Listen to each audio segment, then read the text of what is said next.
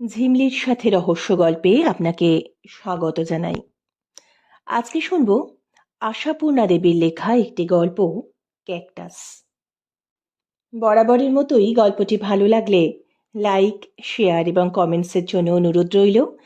আর যে সকল বন্ধুরা এখনও চ্যানেলটি সাবস্ক্রাইব করেননি তাদের কাছে অনুরোধ চ্যানেলটি সাবস্ক্রাইব করে চ্যানেলের বন্ধু হবার। আজকে শুনছি আশাপূর্ণা দেবীর ক্যাকটাস।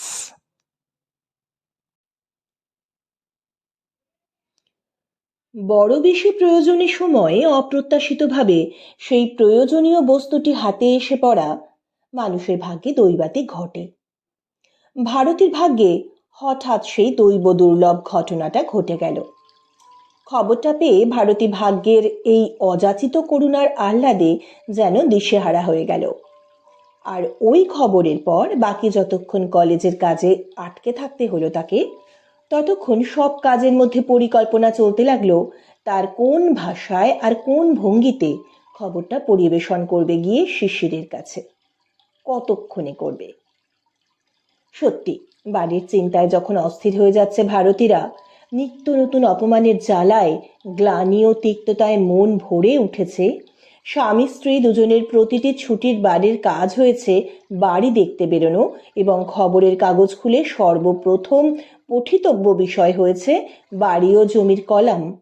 সেই হেন সময় খবরটা যেন বিধাতার হাতের আশীর্বাদী ফুলের মতো। অবশ্য গৃহ সমস্যা তাদের হবার কথা নয়, কারণ যে বাড়িটিতে ভাড়া আছে তারা, সে বাড়িটি অনেকাংশেই সুবিধাজনক। কিন্তু কিছুদিন থেকে বাড়িওয়ালারা আর ভারতীদের সুবিধাজনক বলে মনে করছে না। নিত্য বর্ধিত বাড়ি ভাড়ার আকাশ ছোঁয়া উচ্চহারের খবরে খবরে ওদের মেজাজও আকাশে চড়েছে এই অনেক দিনের ভাড়াটেদের উপর। অনেক দিনেরই। ভারতীর তখনও বিয়ে হয়নি, সেই আমল থেকে এ বাড়িতে আছে শিশিরা। বিয়ে হয়ে এই বাড়িতেই বউ সাজে এসে ঢুকেছে ভারতী। দেখেছে একতলায় বাড়িওয়ালা, দোতলায় শিশিরা। কিন্তু বাড়িওয়ালা মাত্র নয়, নিতান্ত আত্মীয়ের মতোই। শিশিরের মায়ের সঙ্গে বাড়িওয়ালা গৃহিণীর হৃদ্যতার শেষ ছিল না। শিশিরের মায়ের মৃত্যু হলে তিনি মা মাসির মতন ওদের দেখেছেন, যত্ন করেছেন, বৌমা বৌমা করে 5 বার খোঁজ নিয়েছেন। সুখে দুঃখে একজন অভিভাবকের মতোই ছিলেন ওরা এদের। কিন্তু কালের গতিকে সেই নিকটাত্মীয়ই অনাত্মীয়ের ভূমিকায় অভিনয় করছেন। একসঙ্গে দুটো তোলা উনুন জেলে দিচ্ছেন ভারতীর শোবার ঘরের জানলা লক্ষ্য করে। রাত 9টা বাজতে না বাজতেই সদর দরজায় তালাচাবি মেরে দিচ্ছেন। ভারতীদের কাপড় জামা দোতলার বারান্দায় শুকোতে দেওয়া দেখুন মাথায় ঠেকছে বলে তারস্বরে আপত্তি জানাচ্ছেন। ভারতীর ছেলের হাতের রবারের বলটা ছিটকে নিচের উঠোনে পড়লে সরাসরি রাস্তায় ফেলে দিচ্ছেন, এবং যখন তখন ভারতীদের কর্ণকুহর তাক করে একে ওকে তাকে উপদেশ দিচ্ছেন, আর যা করো তা করো ভাই, মরে গেলেও কখনো বাড়িতে ভাড়াটে বসিও না।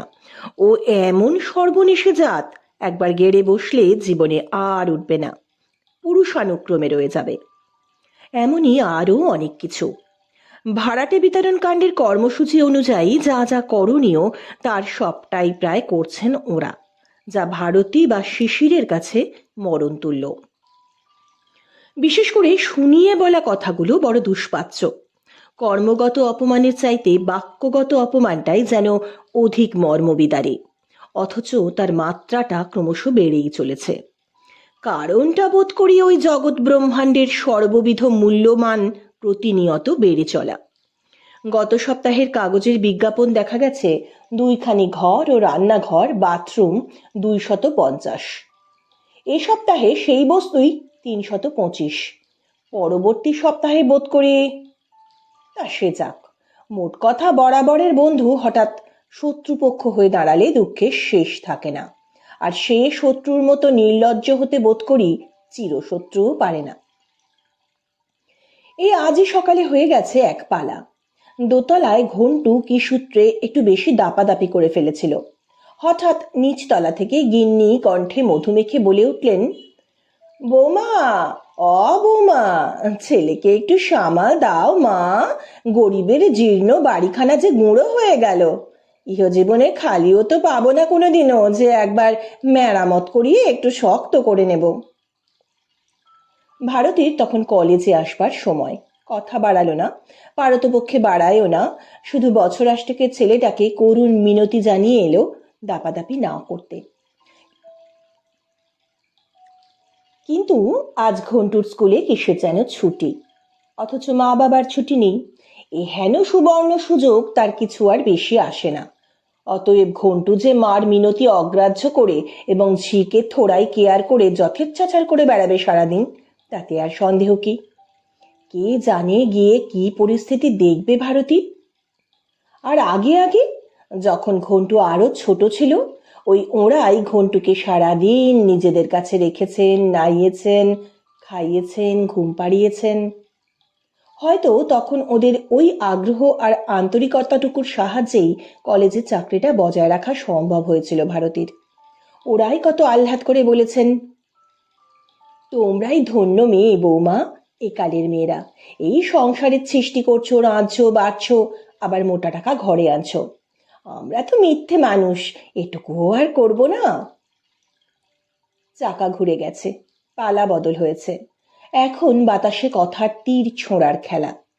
এখন ঘন্টু বাড়ি থাকলে এই ধরনের তীর এসে কানের পর্দা ভেদ করে। চললেন মা, চললেন ব্যাগ দুলিয়ে, আঁচল দুলিয়ে।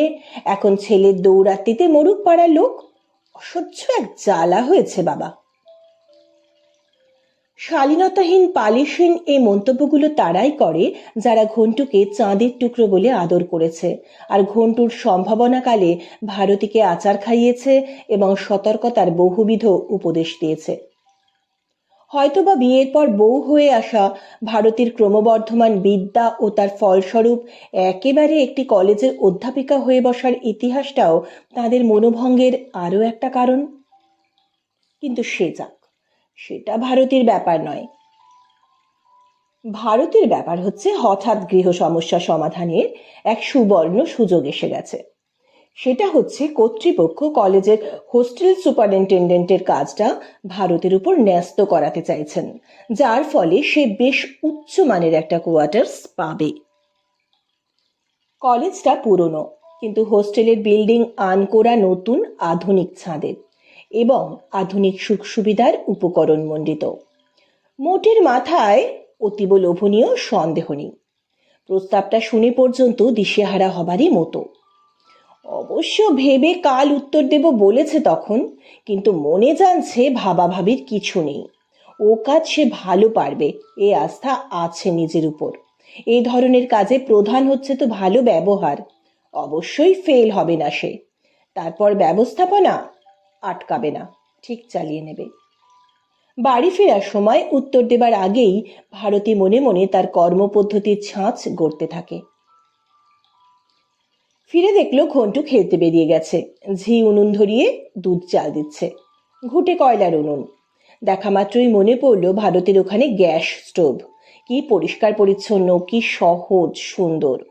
পুরনো সংসারের ধারা আর অবশিষ্টাংশ নিয়েই সংসার করে এলো এতদিন ভারতী।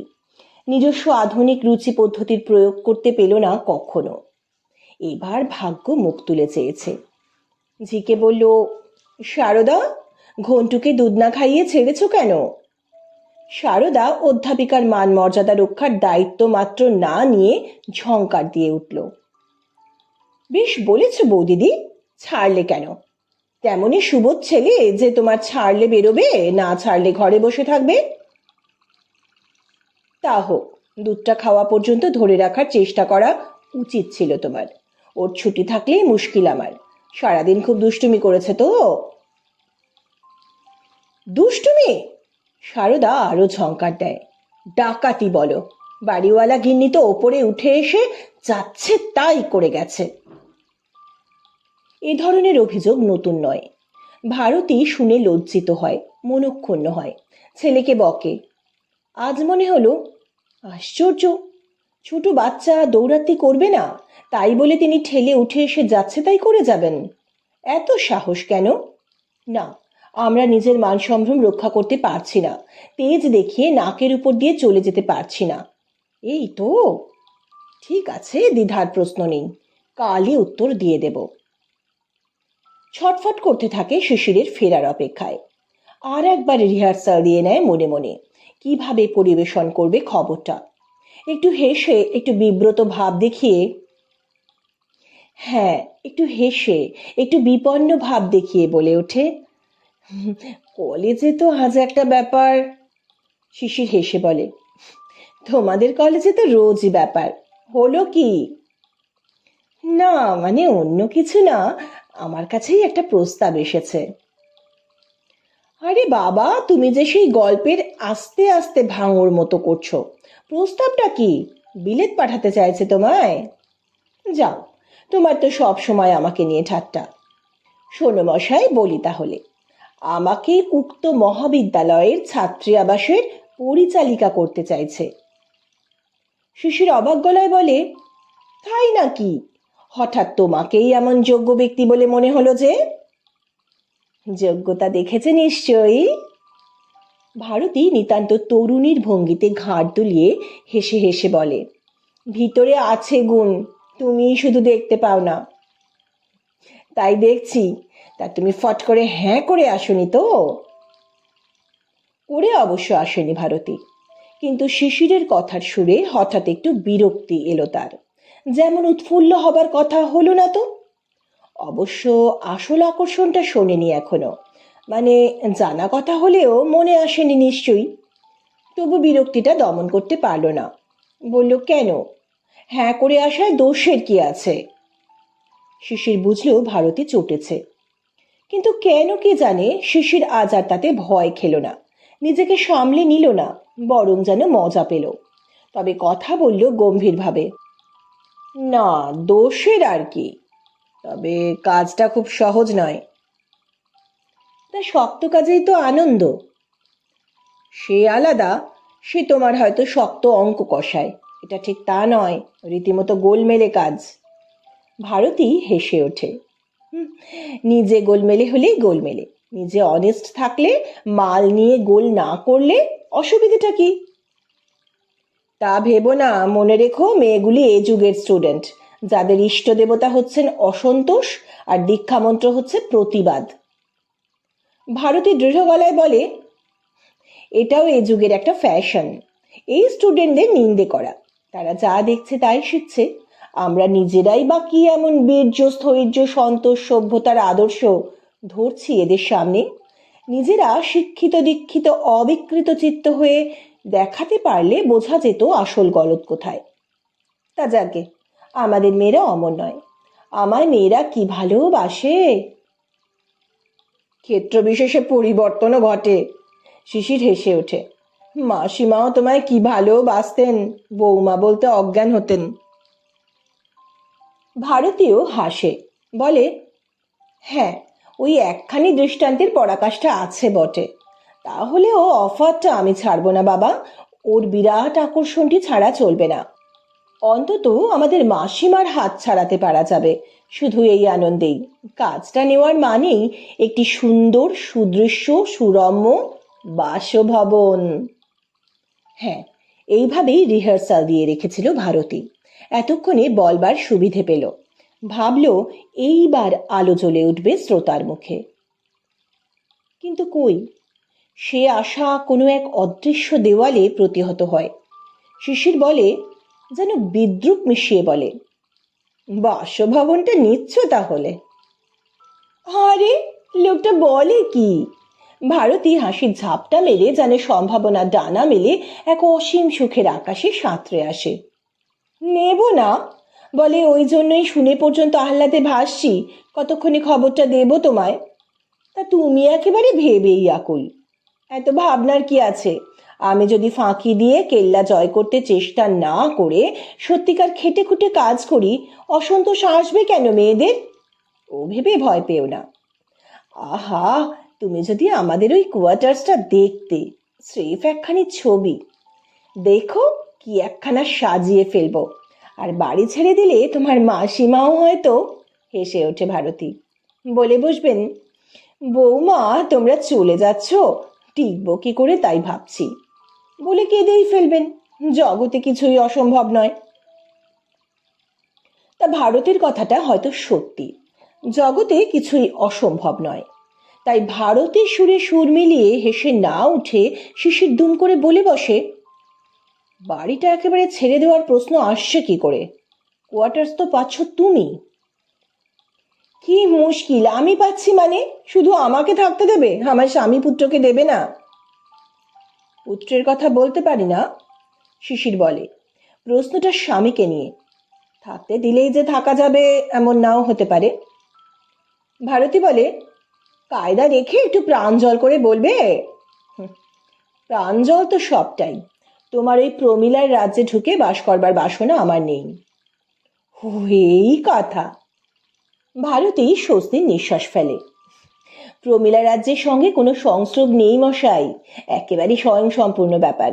এন্ট্রান্সটা পর্যন্ত কম্পাউন্ডের গেটের মধ্যে নয়, বাইরে। তাছাড়া ভুলে যাওনি বোধহয়, হোস্টেলটাই মেয়েদের, কলেজটা সহশিক্ষার। ছেলেদের হোস্টেল সুপারিনটেন্ডেন্টের কোয়ার্টার্সে তাঁর স্ত্রী নির্ভয় বাস করেন। শিশির হেসে ওঠে। সেটা বলবার মতো কথা নয়। মেয়েরা স্বামীর সঙ্গে বনে, অরণ্যে, পাতালে, পর্বত শিখরে সর্বত্র থাকতে পারে। ভারতী হঠাৎ স্তব্ধ হয়ে যায়। ভারতী যে নিশ্চিত উৎফুল্ল আর সরল মনটুকু নিয়ে ভাবী সংসারের সুখের ছবি আঁকছিল, সে ছবির উপর যেন একটা হিংস্র বাদুড়ের ডানার ছায়া পড়ে। ভারতী আসতে বলে, থাকতে পারে নয়, থাকতে বাধ্য হয়, এটাই হচ্ছে কথা।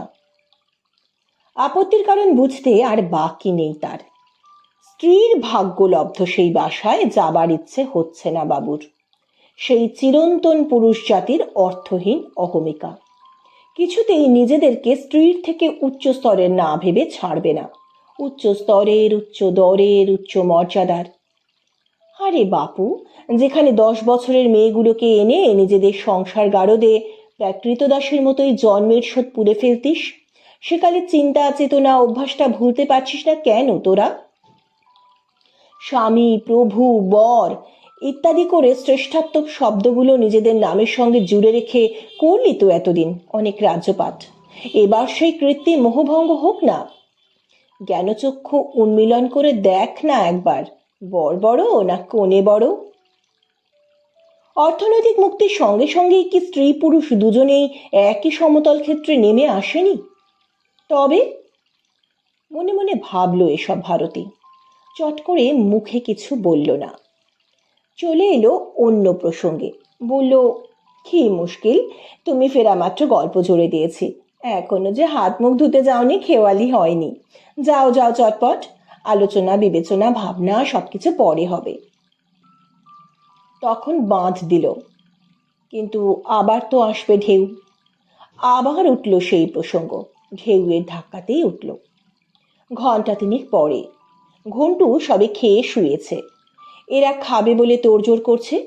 ঢেউ হয়ে এসে ধাক্কা দিলেন নিচতলার মাসিমা, যাকে আজকাল ভারতী বাড়িওয়ালি মাসি বলতে শুরু করেছে আড়ালে আবটালে। মাসিমার নাম চারুলতা, তবে তার নাম নিয়ে কেউ কোনোদিন চিন্তা করেনি। ইদানিং শিশির বলে, এক হিসেবে সার্থক নাম নেই, নষ্ট নীরের নায়িকা, এমন সুখের নেটটি আমাদের কি নষ্টই করছেন। তা এখন এই সম্ভাবনাময় মুহূর্তটি নষ্ট করলেন বটে। ভারতী ভাবছিল খেতে বসে আবদেরে গলায় বুঝিয়ে আবদার করে ওকে ওর ওই নকল প্রেস্টিজের মিনার থেকে নামিয়ে আনতে হবে। তা নইলে বলা যায় না, হয়তো হঠাৎ দুম করে বলে বসবেন, না তোমার ও কাজ নেওয়া হবে না।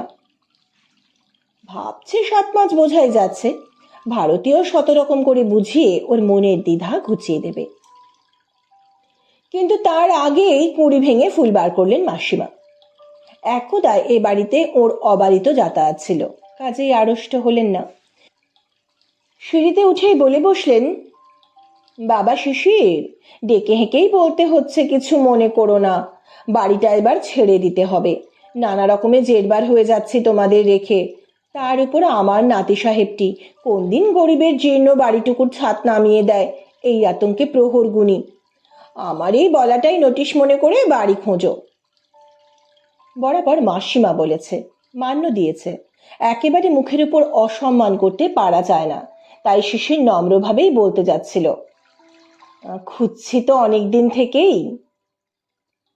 কিন্তু ওর বলার উপর ভারতী বলে উঠল, এ যুগে তো নিয়মিত ভাড়া দিয়ে গেলে নোটিশ বলে কিছু চলে না মাসিমা। মাসিমা এসব চমকে ওঠেন, কারণ এটা আশা করেননি। এ যাবৎ যা কিছু তীর ছুঁড়ে আসছিলেন তিনি মনে হয় পাথরের দেয়ালে গিয়ে গড়িয়ে পড়ে মিটতে পেরেছেন এমন প্রমাণ পান না। তিনি যা নিয়ে অসুবিধে বলে চেঁচান, এরা সে বিষয়ে যতটা সম্ভব সতর্ক হয়, সাবধানী হয়। কোনোদিন জবাব শোনেননি, আর আজ কিনা ফট করে আইন দেখিয়ে বসলো। কালীপড়া মুখে বলেন, আমরা যে যুগের মানুষ বৌমা, এই যুগে কি চলে তা জানি না। মোট কথা বাড়ির তোমরা ব্যবস্থা করো, এই হচ্ছে কথা। অনিলের বে গটগট করে নেমে যান মুখ ফিরিয়ে। ভারতী শিশিরের দিকে একটি স্থির দৃষ্টি মেলে বলে, শুনলে? শুনলাম, শিশির বলে ওঠে। শুনছি তো সব সময়, তবে তোমার উচিত হলো না ওভাবে ওর মুখের ওপর আইন দেখিয়ে কথা বলা। ভারতী তার স্বামীর এই উল্টোপাল্টা কথায় অবাক হয়ে যায়। বলতে কি, মাসিমাদের পরিবর্তনের পর থেকে এ যাবৎ যে মাসিমা এবং তস্য পরিবারের সঙ্গে ভদ্রতা বজায় রেখে চলে আসছে তারা, তার 12 আনা গৌরব ভারতেরই প্রাপ্য। শিশির অনেক সময় রেগে উঠে তেরে দু একটা কথা বলতে যায়, ভারতী নিবৃত্ত করে, বলে, দোহাই তোমার, আর যা করো কোঁদল করতে চেও না। মনে রেখো পরে আবার মুখ দেখাতে হবে। একবার মুখোমুখি ঝগড়া হয়ে গেলেই সমস্ত আবরণ খসে পড়ে, নির্লজ্জতার চরম সীমা পর্যন্ত পৌঁছতে আর বাধে না তখন। ভদ্রতা বজায় রেখে সরে পড়ার চেষ্টা করাই ভালো। শিশির বলে, কিন্তু ক্রমশই বাড়াচ্ছেন ওরাই, প্রতিবাদে দরকার। আশ্চর্য, আজ ভারতী যেই এক মুহূর্তের জন্য নিজের নীতি থেকে স্খলিত হয়ে পড়েছে, সেই অমনি শিশির নিজের নীতি বদলে বসল। ভারতী কয়েক সেকেন্ড নির্নিমেষে স্বামীর এই উল্টোপাল্টা কথা বলা মুখের দিকে তাকিয়ে বলল, উচিত হয়নি। কেমন? আমার তো তাই মনে হলো, অথচ তুমিই বলো প্রতিবাদ দরকার। বলি, তুমি তাতে বাধা দাও। আমি সহজে দিই না। আজ উনি দুপুরে এসে ঘন্টুকে যা ইচ্ছে বকে গেছেন, কান মলে দিয়েছেন, জানো সে কথা? বকে গেছেন? কান মলে গেছেন? তবে আর বলছি কি, ঘন্টুর কাছে শুনতে পারো কাল। ছোট্ট ছেলেটাকে বলেছেন কি জানো, তোরা আমাদের এই ভাঙা বাড়িতেই বা পড়ে আছিস কেন? মা বাপ দুজনে রোজগার করছে, যা না অট্টালিকা বানিয়ে নিয়ে দাপাদাপি করগে যা। শিশির ছায়াচ্ছন্ন মুখে বলে, হুম। মানে? মানে ওই দুজনের রোজগারটাই চক্ষুশূল হয়েছে বোঝা যাচ্ছে। ভারতী আর একবার ওই ছায়াচ্ছন্ন রহস্যময় মুখের দিকে তীক্ষ্ণ দৃষ্টি হানে। কি বলতে চাইছে হঠাৎ? দুজনের রোজগার করাটা অনুচিত? পড়শির সেটা চক্ষুশূল হবেই, তাতে পড়শিকে দোষারোপ করা চলে না। গম্ভীর মুখে বলে, তা ভুলটা যখন হয়েই গেছে তখন আর চারা নেই। তোমার মাসিমার চক্ষুকে শূলবেদনা থেকে রক্ষা করা অবশ্যই সম্ভব নয়। এখন আশা করি প্রমীলারা রাজ্য বলে একটা মিথ্যে ধুয়ো তুলে এই যন্ত্রণার হাত থেকে অব্যাহতি লাভটা পিছিয়ে দেবে না। বরং তোমার মাসিমাকে অবহিত করিয়ে এসো, সামনের মাস থেকে বাড়ি ছেড়ে দিচ্ছি। শিশিরও গম্ভীর হয়, বলে, আমি তো পাগল হইনি। ভারতী হঠাৎ ভারী উত্তেজিত হয়ে ওঠে। তার মানে তুমি তাহলে সত্যি আমার পাওয়া কোয়ার্টার্সে যাবে না? শিশির কথা চিবোয়। একেবারে যাব না এমন কথা কি প্রতিজ্ঞা করে বলা যায়? ধরো ইনভ্যালিড হয়ে গিয়ে তোমার সংসারে পড়লাম। ও, তুমি আজ আমায় রাগাবেই প্রতিজ্ঞা করেছ। আমি কিন্তু আর রাগবো না, তোমাকে পাগলামিও করতে দেব না। কাজটা আমি নেবই, আর যেতেই হবে সকলকে, বুঝলে? কেন? তোমার বাড়িতে যদি আমি থাকতে পারি, কোনো অপমান বোধ না করি, আমার বাড়িতেই বা তুমি থাকতে পারবে না কেন? সব কথার উত্তর দিতে নেই। উত্তর নেই, তাই দিতে নেই। তুমি আমায় বোঝাও তোমার আপত্তিটা কোনখানে।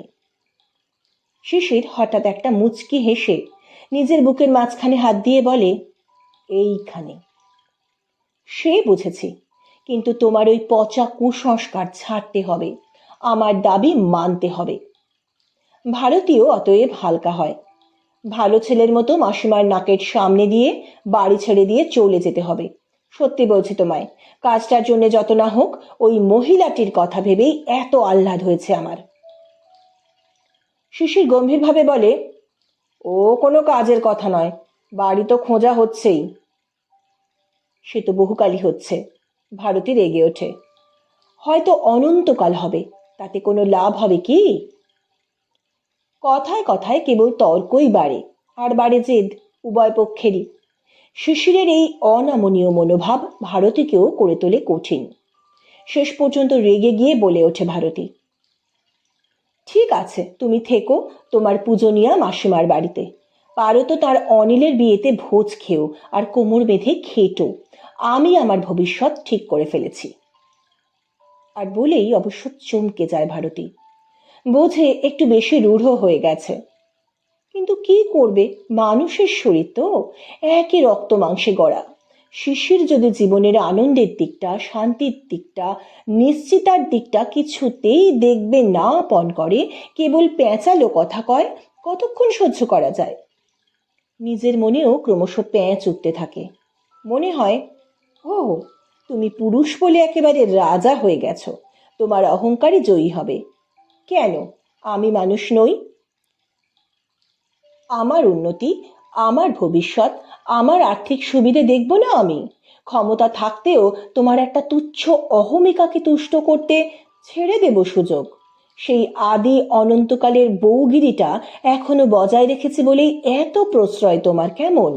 এই যে আমি সারাদিন খেটে এসে ক্লান্ত হয়ে পড়ি, কই একদিনও তো ভাবি না 5 মিনিট বিশ্রাম করি? একবারও তো আশা করি না আমার মুখের সামনে কেউ জলের গ্লাসটা এনে ধরুক। আমি এসেই তোলা শাড়ি বদলে কোমর বেঁধে লেগে যাই কি করে তোমার ঘরে ফেরার সময় সবকিছু ফিটফাট করে তুলব। আমি ফেরার পথে ছেলেকে স্কুল থেকে নিয়ে তবে ফিরি, তাকে খাওয়াই, সাজাই, খেলতে পাঠাই। তোমার ফেরার আগেই যাতে খেলে বাড়ি ফেরে তার জন্য 100 বার নির্দেশ দিয়ে রাখি, কারণ জানি তুমি অল্পে উৎকণ্ঠিত হও, জানি তুমি এসেই ওকে দেখতে না পেলে দুঃখিত হও। ঘন্টুর ব্যবস্থা করেই আমি হয়তো দাঁড়িয়ে দাঁড়িয়ে শুধু 1 কাপ চা খেয়ে নিয়ে রান্নাঘরে ঢুকে যাই, যাতে তুমি আসবার আগেই রান্নাটা সেরে ফেলতে পারি। আমার বাড়ি ফেরা আর তোমার বাড়ি ফেরার মধ্যে 1.5 ঘন্টা ব্যবধান আছে বলেই এই ব্যবস্থাটা সম্ভব করে তুলতেও পারি আমি। ওই সামান্য সময়টুকুর মধ্যেই তোমার প্রিয় জলখাবারটুকু বানিয়ে নিই চায়ের টেবিলে পরিবেশন করতে। আবার নিজেকেও তো তৈরি করে নিতে হয় সেই টেবিলে পরিবেশিত হতে। শুধু যে আমি ভালোবাসি না সন্ধ্যাবেলা আলুথালি হয়ে বেড়ানো তা তো নয়, তুমিও তো পছন্দ করো না। সারাদিন খেটে এসে অত তাড়াহুড়ো করতে কি কষ্ট হয় না আমার? খুবই কষ্ট হয়, কিন্তু তুমি খুশি হবে ভেবে সব কষ্ট সয়ে যায় আমার। আজ পর্যন্ত আমার জীবন তরি নিয়ন্ত্রিত হচ্ছে তোমার খুশি হওয়ার গতি নির্ণয় করতে করতে। অথচ তুমি তুমি জীবনে একবার মাত্র ভাবলে না, আহা ও খুশি হবে। তুমি আপন অহংকারে অটল। আমি সভ্য, আমি ভদ্র, আমি মমতাশীল, তাই মনে করিয়ে দিচ্ছি না কাজটা নিলে বাড়তি যে টাকাটা আসবে তার অঙ্ক তোমার মতো শুধু কেরানির পক্ষে উড়িয়ে দেবার নয়। মনে করিয়ে দিচ্ছি না তোমার যা সারা মাসের উপার্জন আমার তা 12 দিনের। মনে করিয়ে দেব কি করে? নিজেই কি মনে করেছি কোনো দিন? আজ তুমি আমাকে বড় বেশি হতাশ করছো বলে, বড় বেশি দুঃখ দিচ্ছ বলে মনে এসে যাচ্ছে। হ্যাঁ, মনের দুঃখেই ওইসব ছাইপাঁশ চিন্তা মনে এসে যাচ্ছে বেচারা ভারতীর। কিন্তু পরদিন যখন কলেজে আবার কথাটা ওঠে, ভারতী বলে, ভেবে দেখলাম আমার যোগ্যতা নেই। অধ্যক্ষ বলেন, অন্যান্য অধ্যাপিকারা বলেন, বান্ধবী লীলা ঘোষ বলে, তুই হচ্ছিস 1 নম্বরের হাঁদা। নির্ঘাত তুই তোর সেই প্রাচীনপন্থী কর্তাটির নিষেধে এমন সুযোগটা ছাড়ছিস। আমি তো ভাবতেই পারছি না, আমায় অফার করলে আমি একটা ডিগবাজে খেয়ে নিতাম। ভারতী হেসে বলে, সে তো আমিও খাচ্ছি। ছাড়ো সব কাব্য কথা, কর্তার ইচ্ছায় কর্মের যুগ চলে গেছে বাবা, দেখ পৃথিবীর দিকে তাকিয়ে। হঠাৎ মনের মোড় ঘুরে যায়। হঠাৎ বলে বসে ভারতী, ঠিক আছে ঠিক আছে, কিন্তু সে ঠিকটা কোথায়? জীবনটা যে বেঠিক হয়ে বসলো ভারতীর। শিশিরও তার সেই রাগ করে বলা কথার ধুয়ো ধরেই বলল, ঠিক আছে, তোমার ব্যবস্থায় বলবৎ, আমি থেকে যাচ্ছি এখানে, তুমি ঘন্টুকে নিয়ে। ভারতী ভয় পেল। ভারতী ভারী একটা অসহায়তা বোধ করল। ভারতী নম্র হলো, নিচু হলো। অনেক রাত্রে যখন ঘন্টু ঘুমিয়ে পড়েছে, এ ঘরে চলে এলো। স্বামীর বুকের কাজ ঘেঁষে শুয়ে বলল, দেখো, বিশ্বাস করো, আমি গিয়ে স্রেফ না করেই দিয়েছিলাম, কিন্তু এত অনুরোধ উপরোধ হতে লাগলো শেষ পর্যন্ত, আর আসলে তো কোনো যুক্তি দেখাতে পারছে না। স্বামী এখানে আসতে ইচ্ছুক নয়, এরকম একটা যুক্তি দেখানো সম্ভব ছিল না বোধহয়। বুকের কাছে ঘেঁষে আসা মানুষটার বুকের ভাষা বোঝবার চেষ্টা করে না শিশির, বরং যেন নিজেকে সরিয়ে নেয় একটু। ভারতী তবু মান খোয়ায়, বলে, মানুষ তো একটা বোকামিও করে, একটা ভুলও করে, মনে করো না তাই করে ফেলেছি, তুমি সেটা সামলাও। শিশির রূঢ় গলায় হেসে ওঠে, বলে, সামলাবো আমি? বলো কি! 150 খুকি সামলাবার ভার নিয়ে প্রতিজ্ঞাপত্র স্বাক্ষর করে এলে, এখন একে বাণী? হবে না, কিছুতেই নরম হবে না, কিছুতেই জীবনকে সহজ হতে দেবে না। সেই ছবির মতো সুন্দর বাসাটিতে সুন্দর করে ঘরকন্যা সাজিয়ে সংসার করতে দেবে না ভারতীকে। নিষ্ঠুর লোকটা কি জানে, মেয়েরা বিদ্যায়, কর্মে, পদমর্যাদায় বা পদের জটিলতায় যেখানেই পৌঁছক, তার একেবারে অন্তরের অন্তর্লোকের একান্ত বাসনাটি থাকে মনের মতো একটি ঘর, সেখানে সুন্দর করে সংসার করা। বুঝতে পারছে না, ও জানতে পারছে না। নয়তো বা পারছে ঠিকই, সব পুরুষই পারে, আর মেয়েদের ওই দুর্বলতা সুযোগটুকু নিয়ে ভাব দেখায় তার নিজের কোনো কিছুতেই প্রয়োজন নেই। ঘর বস্তুটা তার কাছে স্বপ্নের নয়, সাধের নয়, সাধনার নয়, নিতান্তই আস্তানা মাত্র। ভাব দেখায় দয়া করে যে ঘর বাঁধে, সে সংসার করে, সে কেবলমাত্র নারী জাতির প্রয়োজন মেটাতে। নিজে সে নির্লিপ্ত, উদাসীন, ধরে আনা অসহায় জীব, ধরে বেঁধেই রেখে দেওয়া হয়েছে তাকে সংসারের সঙ্গে জুড়ে। তাই অনায়াসে নিতান্ত নির্মমতা অগ্রাহ্য করতে পারে মেয়ে মনের ছোট সুখ, ছোট আশা, ছোট ছোট বাসনার চাহিদা। শিশির ঘুমিয়ে পড়ে। ভারতীর মনে পড়তে থাকে, একবার ভারতীর বোনের বিয়েতে বারাসাতে নেমন্তন্ন গিয়েছিল। ওর রাত হয়ে গিয়েছিল। বাকি রাতটুকু থেকে যাবার জন্য ভারতীর মা সহস্র অনুরোধ জানিয়েছিলেন, বলেছিলেন, কাল সকালে এখান থেকে খাওয়া দাওয়া করে অফিসে চলে যেও বাবা, আজ এত রাত্রিরে। শিশির ভারতীর মার সেই অনুরোধের মান রাখেনি। তার মানে ভারতীর মুখ রাখেনি, মান রাখেনি। তবু ভারতী সকালে শিশিরের খাওয়ার অসুবিধে হবে ভেবে নিজেও সেই অত রাত্রে চলে এসেছিল শিশিরের সঙ্গে। ভারতীর মনে পড়ে একদিন, হ্যাঁ, এক এক করে এমন অনেক দিনের কথা মনে পড়তে থাকে ভারতীর, যার মধ্যে শিশিরের হৃদয়হীনতার স্বাক্ষর আছে। হয়তো এসব কথা জীবনেও মনে পড়তো না ভারতীর। এসব যে আজও মনের কোন গভীর স্তরে ছিল তাও টের পেত না, কিন্তু আজ উঠে আসতে লাগলো তারা, যেন আদালতের এক একটি সাক্ষীর মতো। ভারতী ভুলে গেল সে একটা ডক্টরেট পাওয়া মেয়ে, ভুলে গেল সে একটা বিশিষ্ট শিক্ষায়তনের অধ্যাপিকা, ভুলে গেল কর্মক্ষেত্রে তার মান সম্ভ্রম কতখানি। নিতান্ত তরুণী মেয়ের মতো, নবপরিণীতা অভিমানিনী বধূর মতো কেঁদে বালিশ ভেজাতে লাগলো। সাক্ষী রইল না কেউ, এই যা রক্ষা। তা ওই রক্ষা নিয়েই এ সংসারের সমস্ত সম্মানের আসনগুলি সুরক্ষিত। নিভৃত অশ্রুর দর্শক থাকে না, নিভৃত চিন্তার সাক্ষী থাকে না। শিশিরেরই যে কোনো নিভৃত লোক নেই, তাই বা কে বলতে পারে?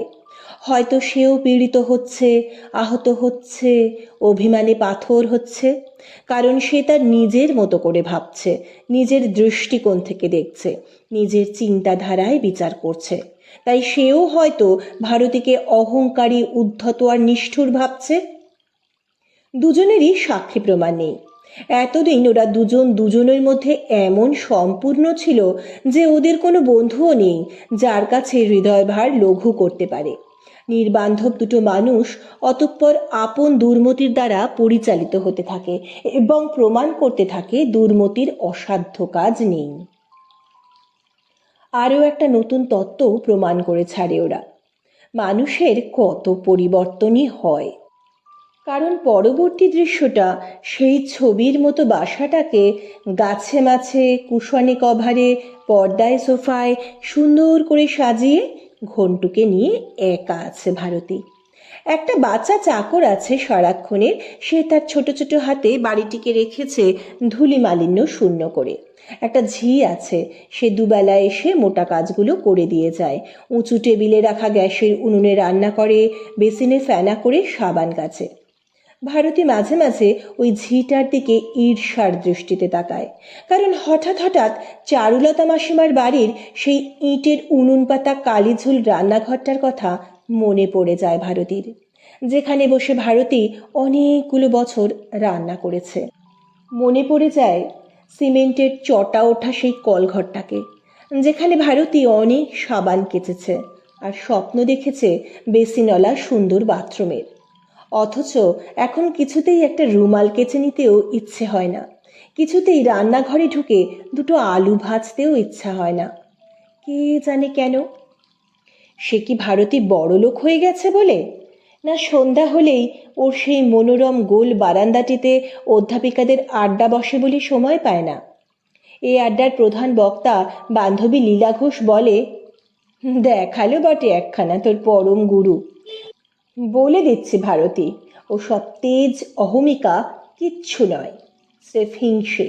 স্বামী স্ত্রীর সম্পর্কের মধ্যে ও জিনিসটা বেশ বেশি পরিমাণেই থাকে, বুঝলি? নেহাত জয়েন্ট বিজনেসের স্বার্থে নিজেকে ঢেকে রাখে। ভারতী ফিকে হেসে বলে, এত কথা জানলি কি করে? দেখে বৎসে দেখে। তাই বুঝে তুই বিয়ে করিসনি? দূর, তা বলে তা নয়। লীলা ঘোষ হেসে ওঠে, এখনো পেলে করি, এই চেহারায় কে বিয়ে করবে বল? তাইতেই বুড়ি আই বুড়ি, তবে বুঝি সব। হাসির ফোয়ারা ওঠে, তার সঙ্গে চা চলে। বাচ্চা ছেলেটা সাবধানে ট্রে করে বয়ে নিয়ে আসে ফাইন পেয়ালায় সোনালি চা। ভারতীকে উঠতেই হয় না। কাচের জানলার সামনে টবের উপরকার ক্যাকটাসগুলো কেউ মাথা খাড়া করে দাঁড়িয়ে থাকে, কেউ বাঁকাচোরা বাহুগুলো এদিকে ওদিকে ছড়িয়ে কাঁচের গায়ে একটা বিকৃত মানুষের মতো ছায়া সৃষ্টি করে। বাতাসে পর্দা কাঁপে। ওদের হাসির সময় ভারতী সেই দিকে তাকিয়ে থাকে, হয়তো ভাবে কি এমন মন্দ আছি। এমন সময় ঝিটা এসে জিজ্ঞেস করে, দিদিমণি, খোকা কি এখন খাবে? ভারতী বিরক্ত হয়ে বলে, কেন? এখুনি খেয়ে নিলেই তোমার পালাবার সুবিধে হয় কেমন? 9টার আগে খাবে না, পড়বে 9টা পর্যন্ত।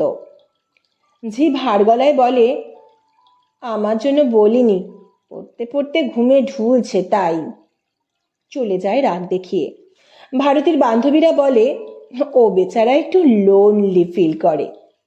ভারতী কাঁচের গায়ের সেই বাঁকাচোরা ছায়াগুলোর দিকে তাকিয়ে অন্য মানুষের মতো বলে, হ্যাঁ, তাই ভাবি মাঝে মাঝে কোনো একটা বোর্ডিংয়ে ভর্তি করে দিলে হয়, তবু অন্য ছেলেদের সঙ্গে। আর শিশির? তা সত্যি বলতে দৃশ্য তো শিশিরও কিছু খারাপ নেই। দোতলাটা ছেড়ে দিয়ে সে চারুলতা মাসিমার নিচতলার বৈঠকখানা ঘরটায় আশ্রয় নিয়েছে, একেবারে পেইং গেস্ট হিসেবে। যত্নের ত্রুটি মাত্র হচ্ছে না। মাসিমা বিগলিত স্নেহে সর্বদা আহা করছেন, শিশিরের জামার বোতামটি লাগানো কিনা দেখতে বলছেন মেয়েদের। আর সেটা যে শুধু দেখিয়েই করছেন সে কথা বললেও মাসিমার প্রতি অবিচার করা হবে। মমতার বশেই করছেন। চিরদিনের স্নেহ মমতার সম্পর্ক ছিল ভিতরে অন্তঃসলীলা হয়ে, তার উপরে একটা তীব্র স্বার্থের দুরন্ত ইচ্ছার ব্যাঘাত তাকে উগ্র তিক্ত নির্লজ্জ করে তুলেছিল। সে ব্যাঘাত দূর হয়েছে। দোতলাটায় একটু রঙের তুলি বুলিয়ে দিয়ে আশাতিরিক্ত ভাড়ায় একটা ভাড়াটে বসিয়েছেন। তার উপর বৈঠকখানা ঘরের অর্ধাংশ আর দুবেলা দুথালা সাদামাটা খাওয়ার পরিবর্তে এক মুঠো টাকা হাতে পাচ্ছেন। আর একবার তবে নির্লজ্জ হতে বাধা কি? অতএব আর একবার নির্লজ্জ হন চারুলতা মাসিমা।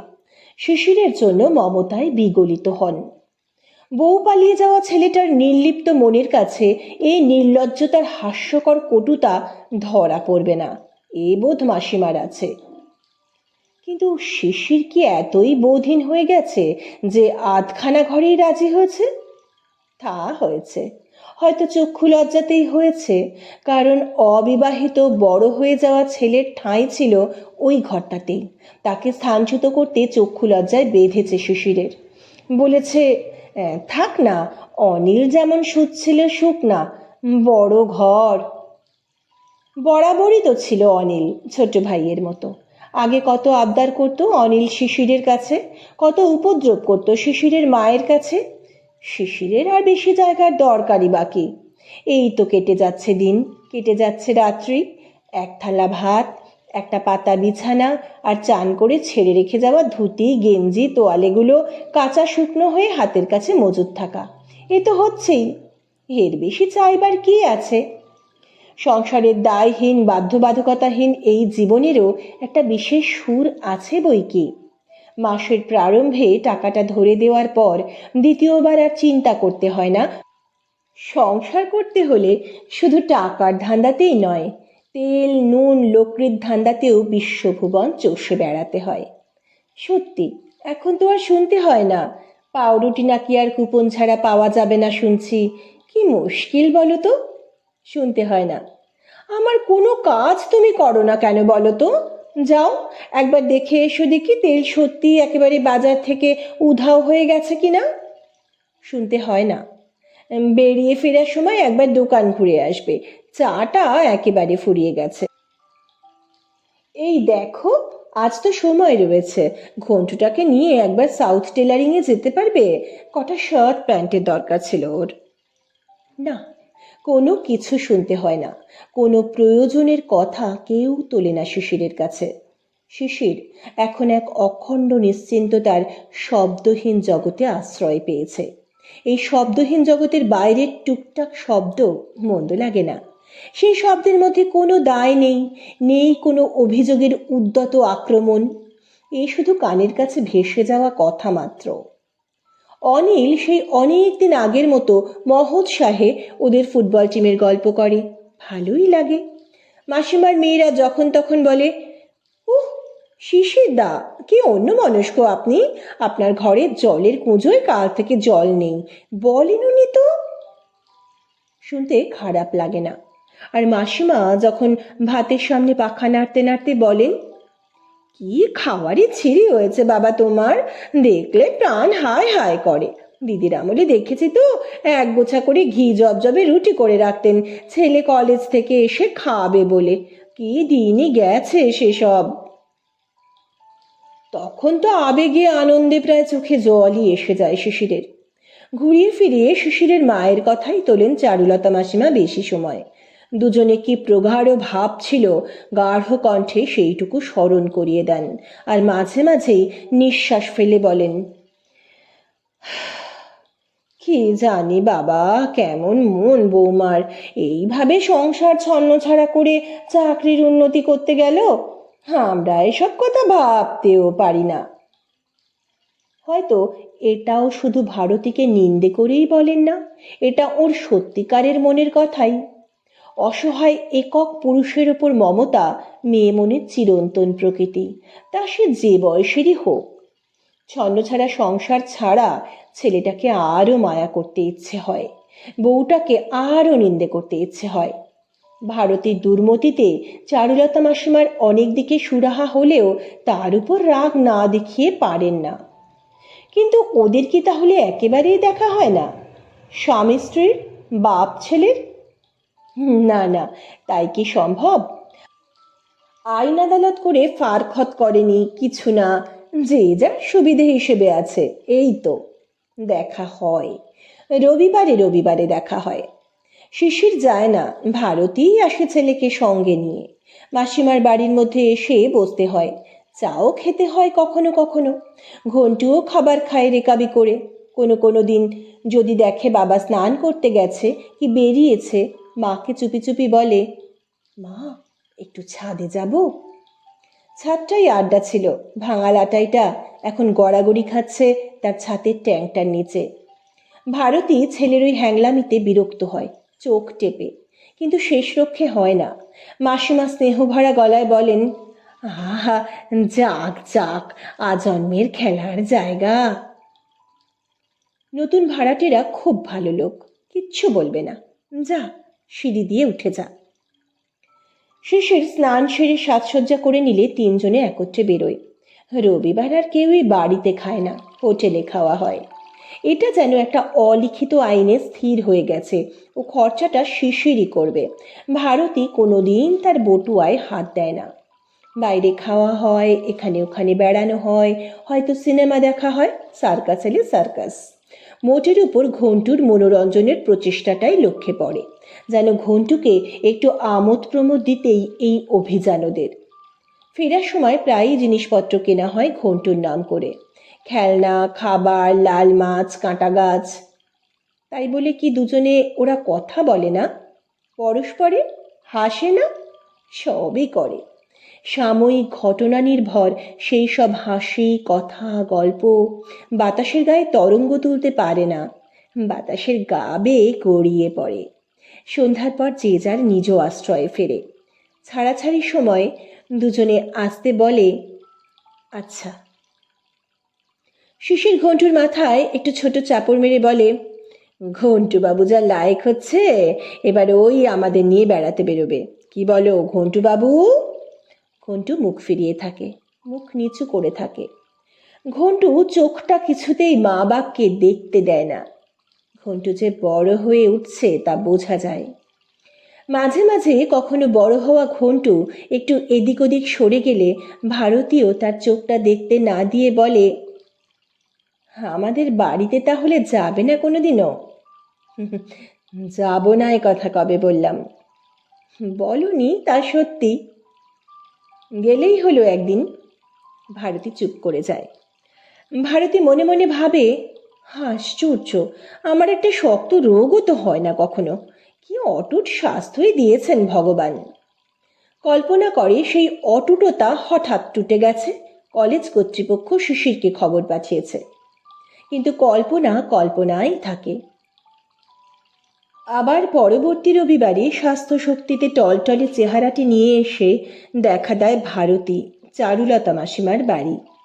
হয়তো ইচ্ছে করে একটু বেলা করেই আসে, যাতে শিশির একেবারে প্রস্তুত থাকে, কিন্তু সে আশা বড় মেটে না। শিশির ওদের না দেখলে যেন গা তোলে না। অগত্যাই ভারতীকে মাসিমার রান্নাঘরের দরজায় এসে বসতে হয়।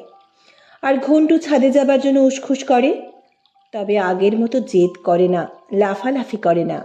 ভারী শান্ত হয়ে গেছে ছেলেটা, শান্ত আর গম্ভীর। ধরে নিতে হবে ঘন্টুও ভালোই আছে। ভালো না থাকলে শান্ত হচ্ছে কি করে? সপ্তাহের পর সপ্তাহ একই ঘটনার পুনরাবৃত্তি ঘটে। একই উৎসাহ নিয়ে রবিবার শুরু, আর একই হতাশা নিয়ে রবিবার শেষ হয়।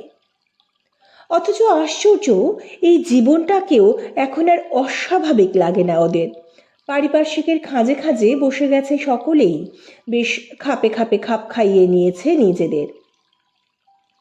বিনিদ্র রজনের অপরিসীম ক্লান্তি নিয়েও ভারতী সহজেই সকালবেলা লাল মাছগুলোকে খাবার দেয়, ক্যাকটাসের টবগুলোকে আলোর দিকে ঘুরিয়ে দেয়, আর ভাবে আরও গোটা কত কিনতে হবে। শিশিরও রবিবার সন্ধ্যায় বাড়ি ফিরে বিছানায় হাত পা ছড়িয়েই ভাবতে শুরু করে, আসছে রবিবারে নতুন কি উপহার দেওয়া যায় ঘন্টুকে। মানুষ যে শক্তিমান এইখানেই তার প্রমাণ। নিজেকে আশ্চর্য রকম অ্যাডজাস্ট করে নিতে পারে মানুষ। অ্যাডজাস্ট করতে করতেই তার জীবন পরিক্রমা।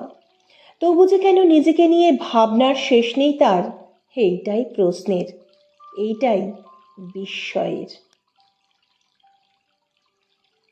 শেষ হলো আশাপূর্ণা দেবীর ক্যাকটাস। সত্যি আমরা প্রত্যেকে কোনো না কোনো সময় কারো না কারো সঙ্গে অ্যাডজাস্ট করে চলি, আবার ইগোর কারণে কখনো হয়তো অ্যাডজাস্ট করতে পারি না। শুধু অ্যাডজাস্ট করলেই কি জীবনটা সুন্দর হয়? আপনার কি মনে হয়? কমেন্ট সেকশানে অবশ্যই জানাবেন। অপেক্ষায় রইলাম। সুস্থ থাকবেন, ভালো থাকবেন। নমস্কার।